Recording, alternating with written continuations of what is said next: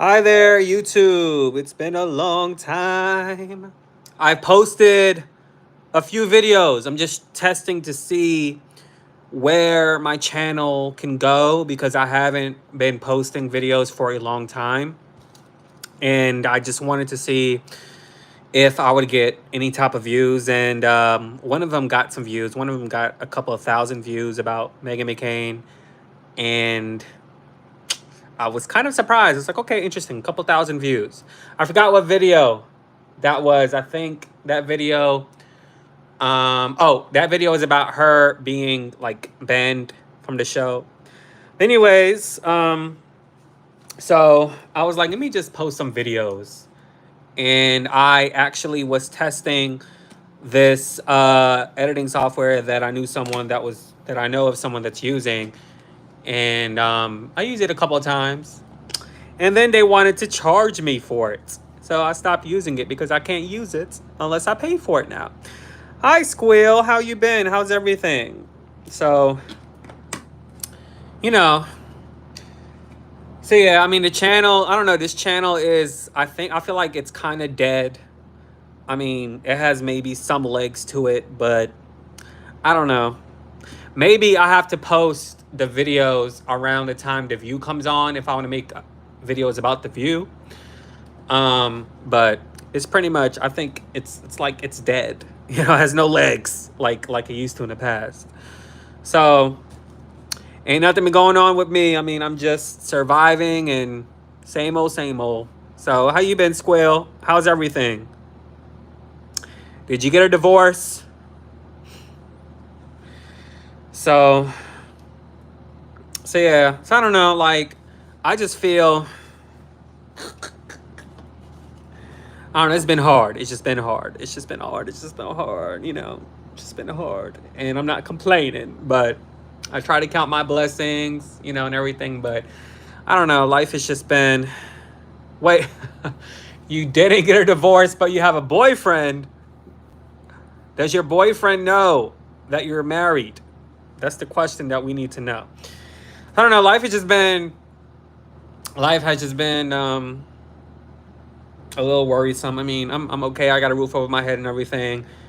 I was working a seasonal job during the holidays up until like Mardi Gras, and that ended like 3 weeks ago. It's about to be 4 weeks on the 30th, and so I've been looking, for jobs and everything, and I'm gonna be okay with that.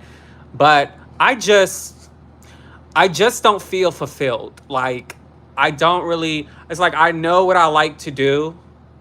Like I like to help people, and I'm still I'm making videos um on Instagram. I've been making videos since like September of 2023, with helping foreigners learn English and stuff like that. So I've been trying on and off since September of 2023 to basically acquire my own students and, tell people with English and stuff like that.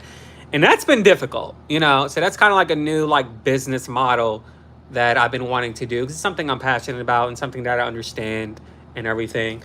So, but I haven't really been successful with that. And that takes time. It takes time. So you have to do it not because of the money, you have to do it because of the love. And that's why I started YouTube. I did YouTube. Oh, that's good. He knows. That's good. I did YouTube for the love. Like I didn't make any money until like a year and a half later of being on YouTube. And so I did it because traditional media was not checking for your boy. So I was like, okay, well, I need to figure something out to follow my dreams and my passion. Let me just make a YouTube channel. And so October of 2016, I think this is like my third YouTube channel because I've had others in the past. I made this YouTube channel here literally 2 months before I graduated college. And it was not until maybe 2018, like January or February of 2018, where I saw like some type of money, and it's not until like 2020 where I saw like something where it could be done full time. So it took a long time. So you're always asking about politics. took me a long took me a long time. So I did it for the love. And so I just I want to do something with purpose.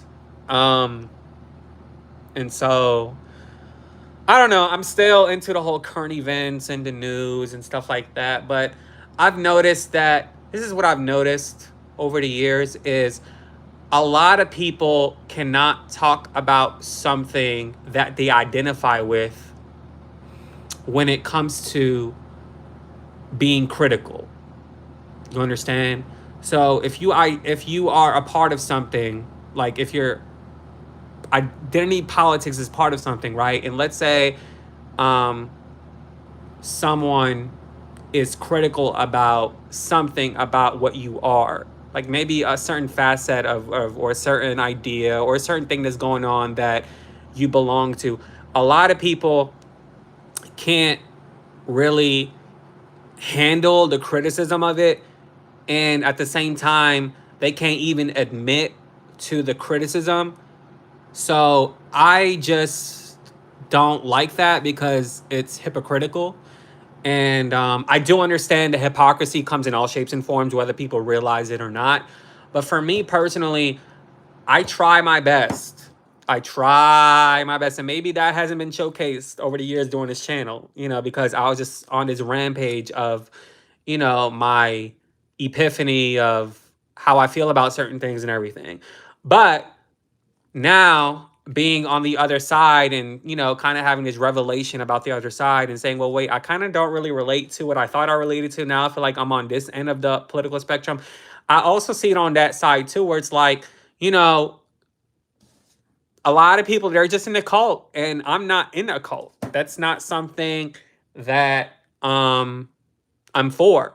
I would only personally be in a cult if, well, first of all, I wouldn't even be called a cult if it was 100% clean. You understand? It's the same thing with religion. It's like there's a lot of questions about religion. There's certain reasons why people are spiritual and they're not Christian or they're not Muslim or they're not Jews because they're like, well, there's certain things that just seems off, and people like me aren't going to subscribe to a certain religion because there's questions that I have, right? And so that aren't answered or that are, you know, not really ethical, you know, if it's under God. But anyways, so I've noticed that with, I mean, it's like that with liberals and it's like that with Republicans too, where it's like, you know, Trump is everything correct in the book, and if you criticize him, then it's like, okay, you know, you're a rhino, you know, you're a Republican and you're a Republican in name only, you're not a real conservative, whatever. And it's like that on both sides of the aisle. I'm just like, look, you know, I don't bow down to anyone but God and Jesus. And I am not scared to criticize something that I even like firmly believe in, or a person that I would rather be the new leader of the world versus, you know, the other choice. And so a lot of people, they can't do that, you know. And that's where politics is at. I think it's always been. It's like that with religion too, you know. So, you know, hi Rochella, thank you. It's a blessing. Yeah, I mean, I've always wanted to help people, you know. So the reason why I wanted to become a journalist because I was interested in the truth. That's it. Just be honest. What's the truth? And so I wanted to serve the people. I wanted to get answers and ask tough questions and hound the mayor, the governor. Like, you know, it's like your job is to serve the people. Why are you spending X money going to X trips? Or why, you know, aren't you putting money here or there or the third? The people want to know. That's their tax dollars. That's what I want to do. Or that's what I've always wanted to do, you know? So this whole political stuff, I'm just like, you know. So I'm over it. Now, the reason why I was on my rampage on here for like 2, 3 years was because I did not like how the media covered the vaccinations. It just wasn't fully honest. And that's what made me kind of like have this shift, you know, because they were not being honest about it. That's my thing, you know. Um, and so that's where I'm like, okay, you know, maybe this isn't the career that I should be in, or maybe God is telling me this is the career I should have been. It's kind of like a lot of people who want to be attorneys. A lot of people feel like, for example, if they want to be a prosecutor, they feel like you want to prosecute crimes and to help people and to put people and lock them up, and you feel like that it's doing the right thing and it's all truth and peaches and cream and everything. But no, even the legal industry is highly unethical. Lawyers are highly unethical. So COVID literally opened my eyes to everything, to a lot of stuff. And so it's the reason why I kind of like, okay, yeah. So your question, I'm going to answer it. What do you think of the deportation of innocent people to El Salvador? So I haven't really been paying attention to that. I do know one person that I've read about that he deported to El Salvador. Now this person allegedly was abusive to his wife, and she has a restraining order against him. He also allegedly was a part of a gang and initially came to America illegally. So if those things all check out, I don't feel sorry for him at all, because you came here illegally, right? And then you're part of a gang, which is a security issue for America. And then not only that, your wife has a restraining order against you allegedly. I don't feel bad for you. I mean, you should not be welcomed to America. So that's my thought on it. So yeah. But anyways,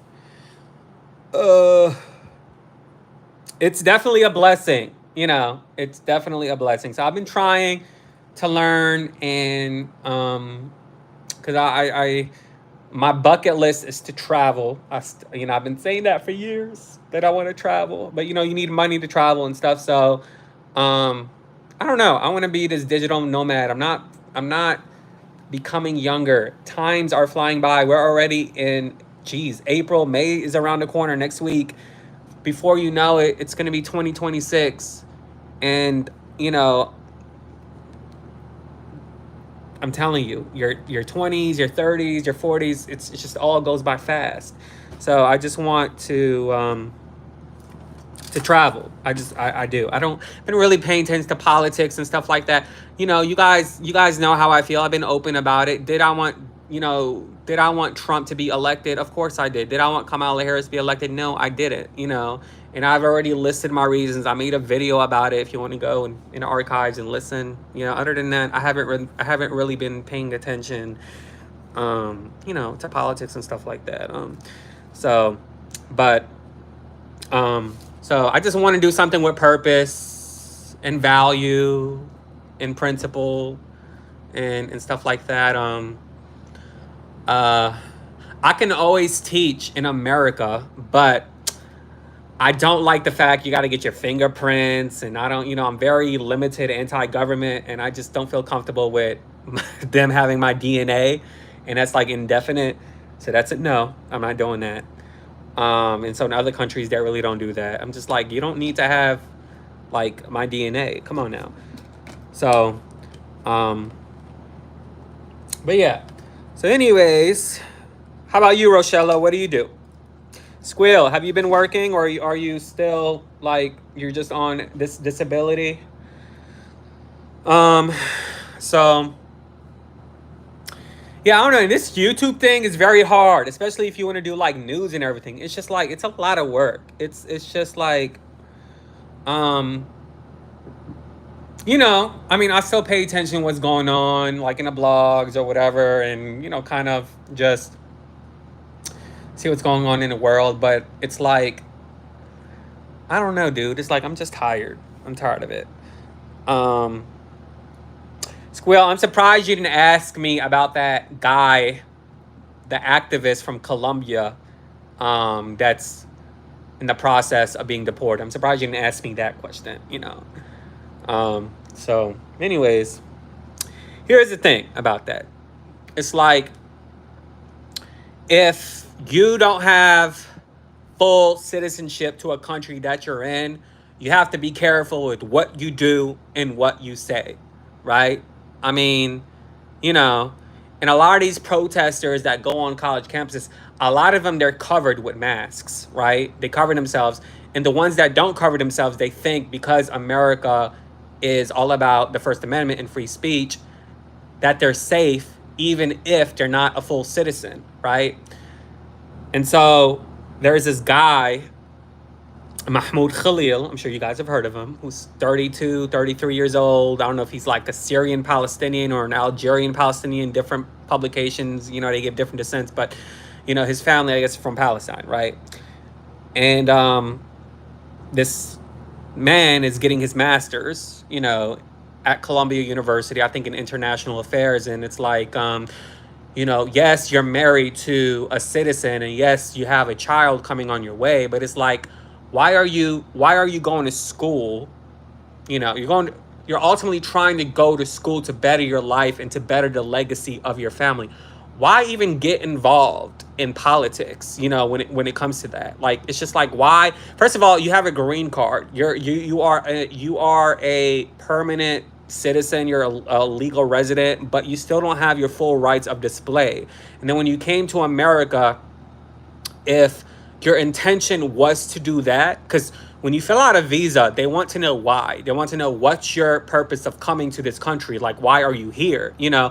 And so had his reason been because I want to, let's say, go to college, get an education, work in America, and then added on, I want to become this activist and promote free speech and for, XYZ countries, like, they're going to reject it, because again, America has always been, the political system has always been pro-Israel, right? And it's like, I look at it from this perspective. I can't go to China, or I can't go to Saudi Arabia, for example, and just demonize the king and the prince and talk about what they do and what their laws are as a student of that country, but not as a full citizen, and not expect, number one, he's getting deported. But for me, I could face jail time for that. A lot of people in Saudi Arabia who are, natural born citizens of that country are literally in jail for life just because they spoke out on social media, right? And so in America, that type of verdict is for someone that committed first or second degree murder. So think about free speech over there. It's like there is no free speech even if you are a Saudi citizen, right? So it's like, dude, like, come on now, get your degree, get your education, get your citizenship, become who you want to become, and wait down the line to express how you feel. Now, there's also allegations that he was a part of making Jewish people feel uncomfortable, blocking them from going to class and stuff like that. I really haven't really looked into that or whatever, but I do know in my college town where I'm living, we have a very prominent school that's owned, and that gets investments by, Jewish people. And they had issues and they had protests and stuff over there. And so it's like, when I was in college, I was asked, this was, I graduated, 10 years ago, almost 8 years ago. I was asked to be a part of an organization. And my response was, I'm not here for that. That's not what I'm here for. First, I'm here to become a journalist, and plus I don't want to be a part of something that's going to show that I'm subjective. And that's not what I'm here for. I'm not here to be an activist. I'm here to get my education. I'm here to get internships, and then I'm here to go home. I'm not here to be an activist for a cause, And so, yeah. And literally down the line, weirdly enough, I did get a text from a person that was in that group that was Arab. And I'm like, how did you get my number? And that's because one of the girls who were in my class, who come to find out is my first cousin, put my number like in, the books that they have, and when I said I don't want to be a part of it, right? So it's like, and they had a situation at my school one time, at my college, where it was like a bunch of Jewish people came in to do some seminar, to do a presentation, and they had a bunch of Arabs that planned it out where they're all going to sit in an auditorium and cause this scene of what Israel is doing. This was 8, 9, 10 years ago. Like, so it's like, I've been dealing with this situation for 32 years and hearing what's been going on for 32 years. A lot of people are just now finding out what's been going on. And at this point, I'm very numb to the situation, to the point where it's not that I don't care, but it's just like me drinking some water or drinking a beverage. It's very old to me. It's like it's new to a lot of you guys, as the media is now like people are finally seeing what's actually going on, because now traditional media isn't the authoritarian figure of information. Now you have social media, and so average people can now film stuff or go on TikTok and film things and everything. But to me, it's like it's very like old. It's like I'm over it, you know? And I always tell my parents this. I'm like, I'm glad that your parents were smart enough to leave an area to come to America so they can provide a legacy for you and for your family down the line. This is what it's all about at the end of the day. You just want the best for your kids, right? Like, I'm not here to fight some war or to fight some government. My land is heaven. That's it. I'm here temporarily. I'm not going to be here forever. I'm going to be forever upstairs with God, you know? And so that's just how I see it, you know? Now, of course, does it concern me, or do I have an issue with my money going to other countries? Yes, of course I do. Do I want our money to only be invested in America? Of course I do. That's the reason why I wanted Trump to be president, you know, because I thought, okay, well, maybe it's going to be America first. Put America first, not these other countries, not Ukraine, not Israel and stuff like that. You know, not these wars that are going on. So that's the part of the reason why I wanted him to, you know, be chosen as president, and to also, you know, to destroy traditional media, because traditional media has been a problem since it became in existence, right? So, and then the whole immigration stuff, and then the vaccines and everything. Those are like literally the reasons why I'm like, okay, like, give him a second chance, right? But other than that, I'm just like, dude, I'm over it. I'm just like, leave me alone. Stay out of my business. If I want you, if I need assistance from you, I'll call you for assistance for government stuff. Otherwise, just leave me alone, you know? And I just want to live my life simple and unbothered. That's it. So, anyways, now I would say, ever since he's been in office, because I live in a border state, although, I mean, all 50 states are border states pretty much, I do feel like there's been less people, less of a capacity of people, if that makes sense. It's been less filled. I feel like it's more quiet. It's not a lot of chaos, you know, and I feel like a lot of people are on their toes because they're like, we don't really know what's going to happen. And look, ICE has been in my state. Like, Trump is not playing. The guy who's running that department, Tom Homan, Mr. Homan, I forgot what his first name is. Not sure it's Tom, but I know it's Homan's last name. He's not playing.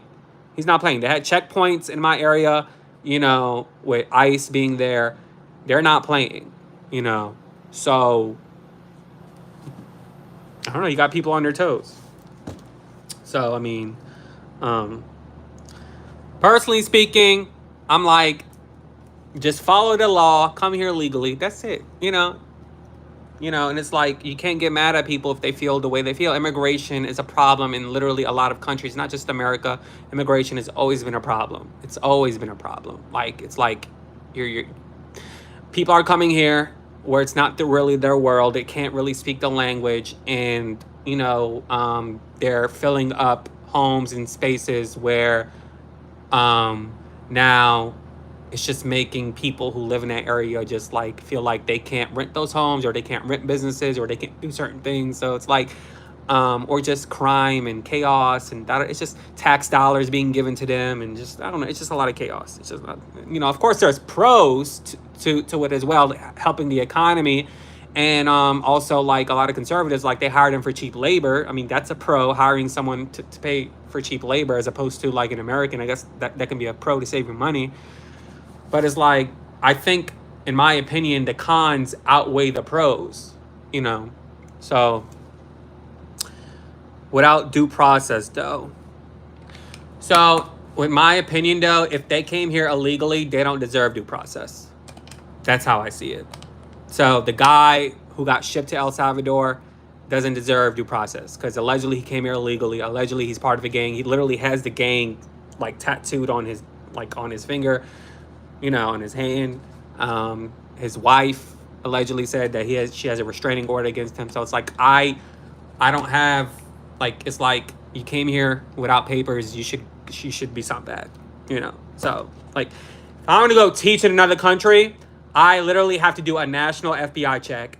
I have to do a medical check. They have to check my blood to make sure I don't have HIV. They have to check my blood to make sure I don't have hepatitis. They have to check my vision. They have to do an EKG. They have to do a sonogram.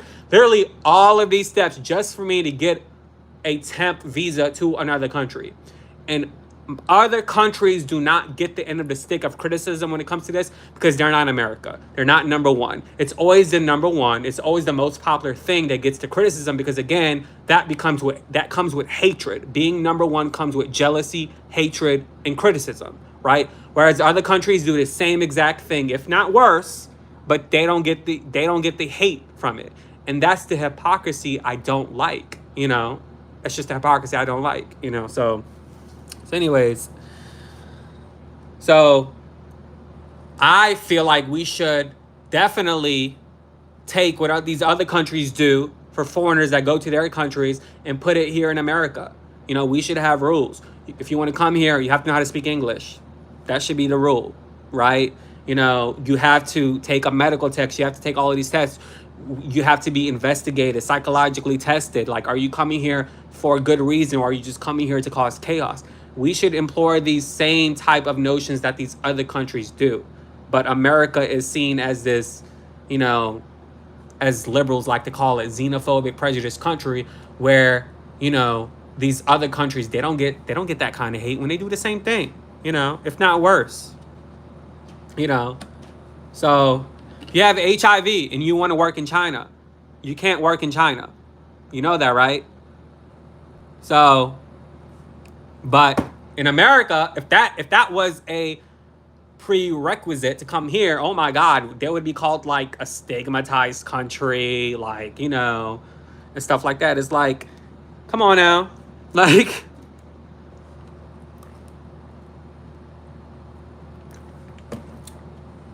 so that's what I'm talking about when it comes to hypocrisy. That's my thing. You know, there's certain rules you have to follow in order to be at a certain place. But when America does it, it's like they get hated for it. And that's what I don't like. Let's be consistent across the board. Let's not be hypocritical. And it's like, of course, America's always been welcoming to other countries and to immigrants and stuff like that. And yes, but that wasn't for illegal reasons, right? That was for coming here legally, you know. Anyways.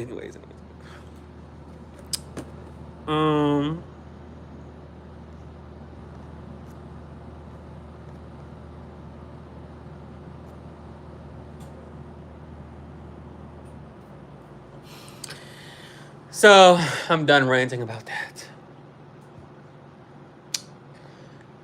Ooh. And that's my thing, is like when people want to talk about certain things, they only want to talk about it to where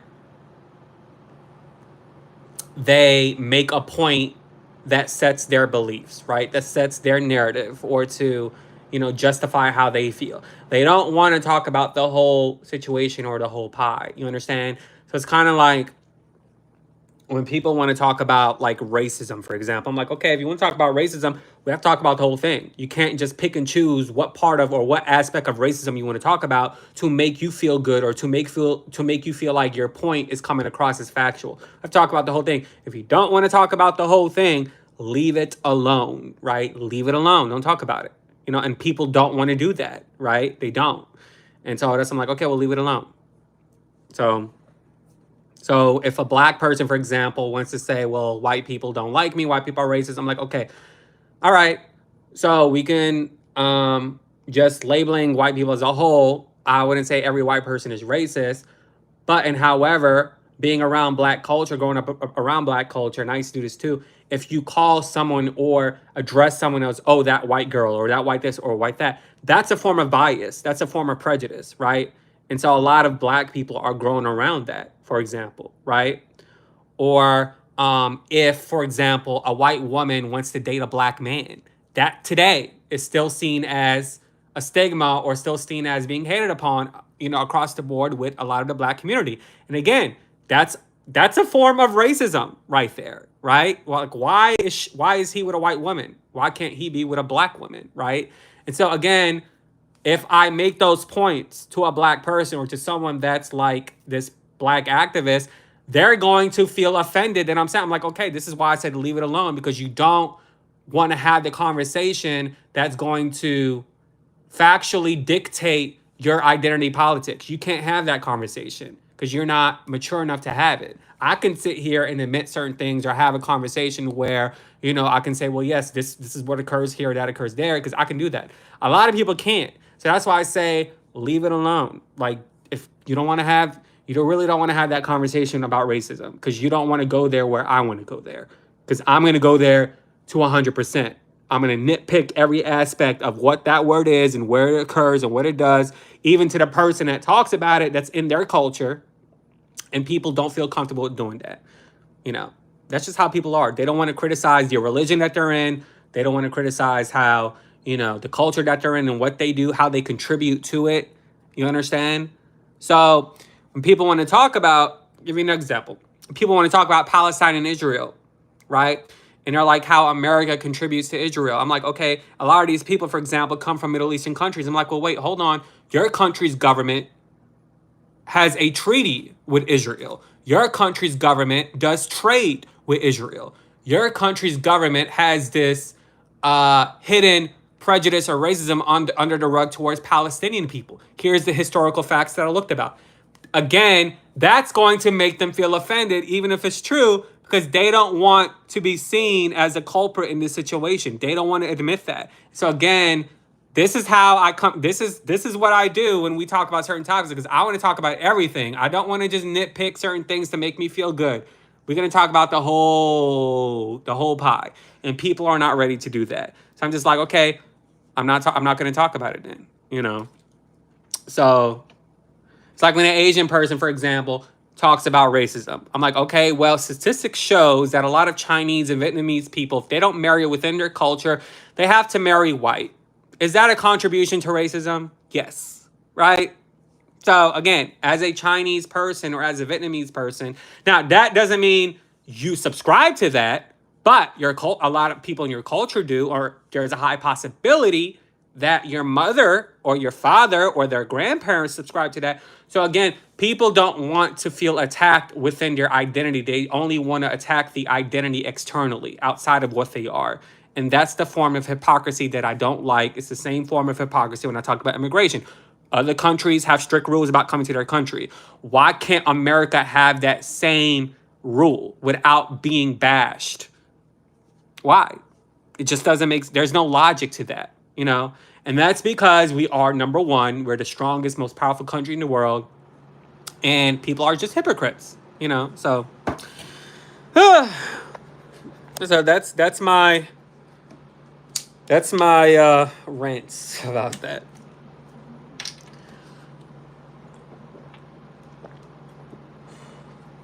So anyone that uses the R word when it comes to choosing their political candidate are just, in my opinion, if it's just simply about the R word, they're highly ignorant. Highly ignorant. Because I'm like, I don't care how you feel about certain things. It's like, it's always going to be there. It's literally the nucleus of Earth, right? What I look at is what your policies are. What do you believe in? How are you going to help the country that I'm in? But at the same time, as a person, imploring that I have these values and these morals and principles to work hard and not to leech off of the government. That's the way I look at it. I don't want no free ride, I just want to know how you're going to make it better. How are you going to protect America? What are you going to do? What you going to do?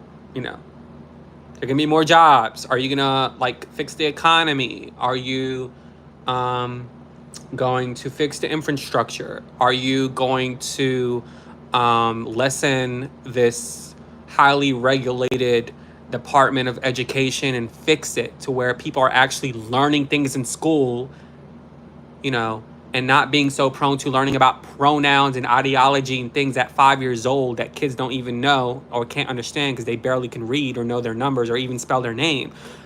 That's how are you going to dismantle that? What are you going to do? How are you going to fix that? That's what I look at. I mean, that's what matters to me. I don't, dude. It's like this country is so far illogical and so far in this fantasy land, and now being in this fantasy land is being logical, right? It's like asking someone about their pronouns, like, huh? You know, that's just crazy to me.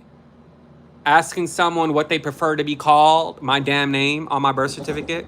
What you mean? It's just like it's so out of this world. It's like, where have we gotten to? And when it comes to that, I'm like, Obama is the reason why. He is the reason why. It's like, okay, he approved gay marriage. Okay, whatever, that's fine. Be who you want to be. But after that was done, it's like that community just kept stretching it and wanted to do more things, to the point where it's like, okay, you're not fighting for your rights. You're fighting for, infringing on your beliefs onto other people and bringing it into classroom. Just like, it's too much. It's just too much, And so it's the reason why I just couldn't fathom Kamala Harris being president. It's like, because had she been president, it would have been even worse. It would have just gotten worse, Whew, So I don't know. It's just like the left is no longer about helping the community with jobs and the economy and looking at the middle class, the middle people. It's just about ideology now. It's just about, equality, but not really being about equality. It's not equality. It's just about, hiring people based off of their skin color or their name or something, not about if they're competent or if they have potential to do the job. So it's just like the left, they have no leverage. They're like not the people who represent the left. They're not a part of this country. They feel it's as if they're not a part of this country, because they keep focusing on the same messaging year after year, year after year, year after year, and that's the color thing. It's the sexuality thing. It's like, people don't give a fuck about that. They want to know how can they put food on the table. They want to know how they can pay rent. They want to know about the grocery prices. They want to know about safety and how, you can protect your children from the school system. And that's what people are focused on. Like, this color shit, that shit doesn't matter. Like, who cares, And so that might have worked in when Obama was elected, 2016, and stuff like that. But it's like, people, they saw through it, Okay, anyways, that's my rant of the day. And if what I said makes me a Republican, or what I said makes me a conservative, so be it, so be it, so be it, so be it, so be it. But there's a difference between a conservative and Republican, because that party can always change, but conservatism is always the same. All right. Anyways, I'm done. Bye-bye.